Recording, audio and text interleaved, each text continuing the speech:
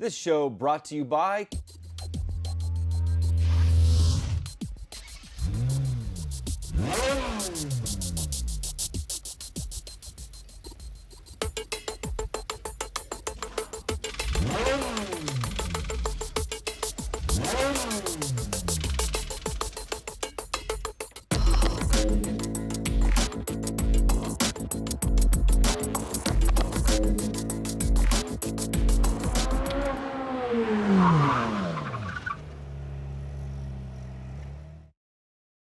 Welcome to Inside Sim Racing. I'm Darren Ganji, and I'm here to do a follow-up on the GT Omega Pro Racing Cockpit. And actually, I got the full Supreme. You may have seen my review of the triple screen stand, which I have back there on Frankenrig. But this is now for the cockpit portion of that, or the Pro. And the reason for the new review, because this is like the third time we have reviewed this cockpit, is that there's been some significant changes since those original two reviews, and I'm here to tell you about those. So a little bit about the GT Omega cockpits. They are designed for both the console and PC, and they come complete, or it can be upgraded with a variety of options and accessories. The cockpit is made out of steel with black powder coating and comes with a full-size racing style seat that is on seat rails and or sliders and can fully recline. The front and rear section can come apart into two sections so that it makes it easier to store. You can choose from 3 different packages when you're purchasing the GT Omega cockpit, and there's the basic, professional, and Supreme model. And as I mentioned, I got the Supreme model that comes with a full triple monitor stand. Anyway, more about that here in a second. All the models come pre-drilled for all the major wheel and pedal sets on the market: Fanatic, Logitech, and Thrustmaster. There's distributors in the UK, France, Portugal, Spain, and Australia/New Zealand, which you can access by going to gtomegaracing.com. And they can ship just about anywhere in the world, so just because they don't have a distributor near you, they'll ship just about anywhere. You can get the basic for €309.95 British pounds, which comes to €396 or $467.47 here in the US, or 589 New Zealand dollars if you go to the Australia/New Zealand distributor. And this is what comes in the box of the basic. You've got the GT Omega Racing chassis frame, rear speaker mounts, high quality GT Omega RS6 black and red synthetic leather racing seat, or as I like to call it, leather. It also comes with extension bars to make the chassis longer for taller guys like me, or you can run it without the extension bars for people that are a little bit on the shorter side. I would say probably 5 feet to 6'9" or 10 could run in this chassis, because I'm 6 foot, almost 6'5", and I can move it up a notch, so there's plenty of room. Comes with a Velcro strip or pad to securely fix your wheel and pedals, and the assembly tools. Then for the Pro, and I'm just going to give you the British pound price and you can convert it. Basically, you add an additional 60 British pounds to the basic, and then you get a drink holder, which is good for like a 12-ounce can, or a standard smaller water bottle. Also the gear shift mount, that's adjustable horizontally or vertically and mountable on both the left and the right hand side. And you get a stand for a single monitor. And that stand comes with a mounting plate that's fully adjustable in height by 15-degree angle. Fits any monitor with VESA holes of 75 by 75 millimeter, 100 by 100 millimeter, 200 by 100 millimeter, or 200 by 200 millimeter.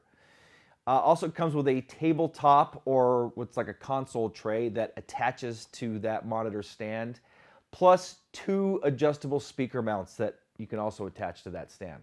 Then if you want the Supreme, which comes with everything I just mentioned, and a triple monitor stand, it goes for an additional 100 British pounds on top of the basic price. So that additional 100 pounds equates to $150 here in the States, for a grand total of 409.95 British pounds, or just over $600 here in the States. If you're here in the States, you're going to need to tack on what I'm thinking is an additional $250, because I created an account and put the Supreme in the shopping cart, and it said they wanted 150 pounds, which equates to $250. So you're looking at about $850 to have the full Supreme package shipped here to the States. And again, that triple monitor stand I did a full review of. Matter of fact, I think I'll put a annotation or a link to it right here and in the description of the show. So if you wanted to check that out separately, I'm not going to really talk about that for this review. This is mainly going to be about the cockpit. So let's talk about how it was packaged, and it came nicely packaged. All parts are padded and wrapped. There were some slight scratches or dings on the powder coating, but nothing major. You can barely even see them, so it wasn't a problem. Also came with a few extra hex bolts and all the hardware to mount your wheel and pedals. I did have some problems with some of the included hardware, and I'll get to that during my review. The instructions were not included, but you can download them and print them from the GT Omega Racing website. I believe if you go to downloads, there's a list of different downloads, and you can, a pretty detailed set of instructions. I did not have a problem with the assembly at all. Assembly took, I don't know, maybe an hour or two at the most, but definitely wasn't complex. It was, like I said, the instructions were pretty detailed, and it was pretty basic. And again, all the tools come. I mean, it's better if you have your own tools, because they're not the most high quality tools, but they work. So now let's talk about the changes over the original review that I did. And one of our complaints from the original version was that there was some slight deck bobble, I guess you could say. Nothing really side to side, but the way the wheel deck was mounted, there wasn't much support to keep it from bouncing. And so what they've added is basically these two posts, which, by the way, if you have an older version of the GT Omega, you can purchase them, and I'll get to the price and stuff about those in a few minutes here. Anyway, that made a significant change and really made that wheel deck solid. So they've also, some of the other additions, they've eliminated the use of knobs to tighten most of the parts together, and replaced it with hex bolts versus hand cranking knobs. And I wouldn't tighten them too much, because you could probably bend this tubing, but you're able to really snug them a lot better using a tool versus hand cranking knobs. So let's get to some pros and cons and some final thoughts, and I'm going to wrap this up.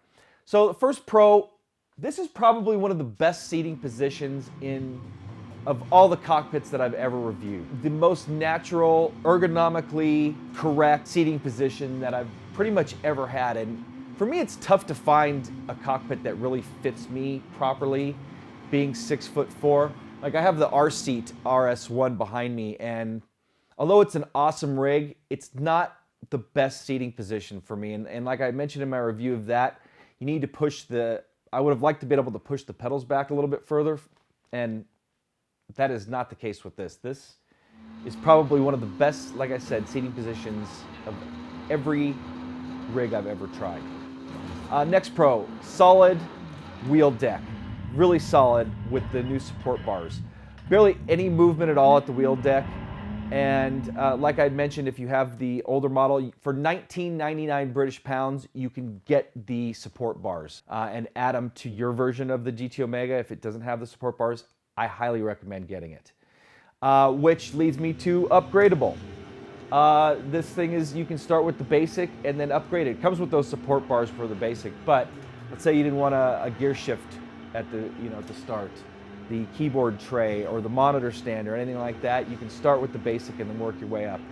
It's affordable, but here in the States, you need to tack on almost half the price of the entire rig with that extra $250 of shipping. So the affordability of the whole package is a pro, but then it's a con because of how much it costs to get here. Would love to see, and I mentioned this in one of my previous reviews from GT Omega, would love to see a local distributor here in North America, whether it's in Canada or here in the States. I'm sure they would benefit from additional sales by having a distributor closer to the States, so they're not paying $250. Now, I'm assuming if you're close to one of those distributors, that the shipping is going to be more affordable. I'm assuming that, but I'm not positive. You'll have to, create an account or go in as a guest and add one to the shopping cart yourself and see how much it's going to cost you. But I've given you the base prices. Next one, nice looking seat. It's a little stiff, and it may be because of the pleather, but this is the new RS6 seat, and I think that's all you can get now. You don't have a choice, but it's a nice looking, cool looking racing seat. So speaking of cool looking, the whole rig looks pretty cool. With the powder coating, the black powder coating, just how it looks pretty racy. It's not the best looking rig and it's not the worst looking rig, but it does look cool. Another pro is the extension bars to add some length for guys like me that are taller. And like I mentioned, you could probably be as short as 5 feet tall, maybe even shorter, up to, I would guess somebody 3 to maybe even 5 inches taller than me would be able to fit in this rig. So there's my pros. Now on to some cons. I talked about the hardware at the beginning, and one of the problems that I had, and I've got some footage of it here, is that this bolt was too short to mount the shifter and to mount the cup holder. So I had to run out to a local hardware store. I just took the bolts and the nuts with me to make sure they fit, and I think I ended up spending under $2 at the hardware store. So on to the next con.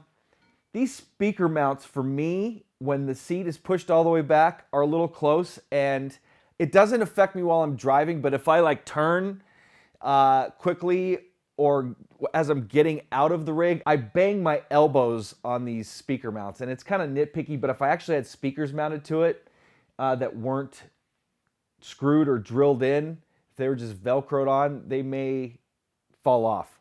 And kind of sucks banging your elbows against them. And I'm going to say this right now too, a lot of my cons for this rig are really nitpicky, and I could almost label them as kind of cons, but I'm going to talk about them anyway. Overall, and I'll talk about this in my final thought, this is an awesome rig. The next con, at least at the UK site, this thing is rarely in stock. You have to pre-order them almost all the time, and it seems like when you pre-order them, that shipment gets sold out. Next con, the cup holder was a little cheap. It's made of kind of flimsy plastic, and it looked like it was used or damaged. Not a big deal, and it doesn't affect the sim racing, but I thought I'd point it out. Next con, expensive to ship here in the US. And the final con, the pedal deck is not adjustable as far as the angle goes, and you can't really adjust the distance either. So it's pretty much set exactly where it is.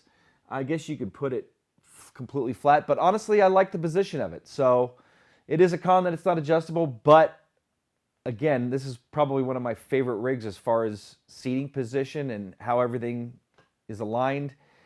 So I didn't have a problem with that. So my final thoughts. This, in my opinion, is one of the best rigs in this price range on the market.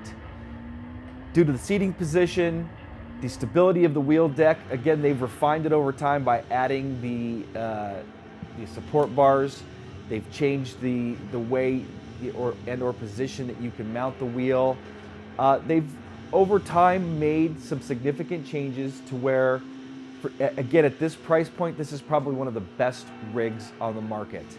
And I can highly recommend it. If you're in the market for a chassis and you're considering an Obutto or R-Seat or Play Seat or a next level GT Ultimate, you should definitely add this to the list as a consideration. Again, it might be tough to get because of their lack of stock, but it's a great all-around package. Honestly, if I didn't have my fully custom setup back there, I would definitely consider putting this on my sim racing platform back there. That's how much I enjoy it, and it's most likely going to be, I have 3 setups here, one that's mainly for Xbox, and then one for PS4, and then one for my PC.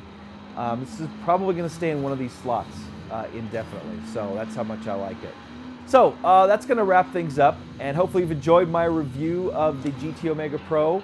If you'd like to see the largest selection of sim racing cockpit reviews, I'd really encourage you to come to our website at ISRTV.com, click on the review section, I actually even have a sim racing chassis section that I'll put here in the description of the show.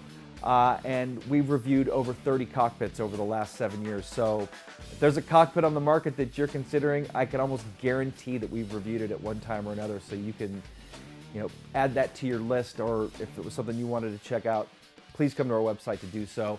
Also, we'd appreciate it if you liked us on Facebook and followed us on Twitter. We have daily news posted that is cross-posted from our website. And subscribe to us here on YouTube. We'd really appreciate it. And we'd really appreciate a thumbs up too. So that's going to wrap things up for Inside Sim Racing and my review of the GT Omega Supreme or Pro. The Supreme again was a triple stand cockpit. I'd like to thank Leo at GT Omega for sending it to us. And that's going to do it. I'm Darren Ganji. I'll see you guys next time.